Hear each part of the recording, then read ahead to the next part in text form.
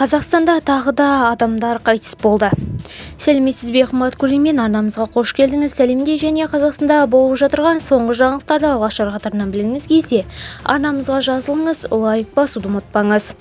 Павлодар облысында ірі жол апаты болып, 2 адам қаза тапты. Облыстық полиция департаментінің мәліметінше, оқиға 11 қазан күні Омбы Майқапшағай тасжолында болған. Ауа райының қолайсыз жағдайында ВАЗ маркалы автокөліктің жүргізушісі көлікті басқара алмай қарсы бағытқа шығып бетпе-бет соқтығысқан делінген хабарда. Қазақстанда бірқатар апаттардан кейін Toyota Alphard көлігіне тыйым салу ұсынылды. Жетісу облысында 5 адам қаза тапқан жол апаты. Алқабилер жүк көлігінің жүргізушісіне қатысты үкім шығарды.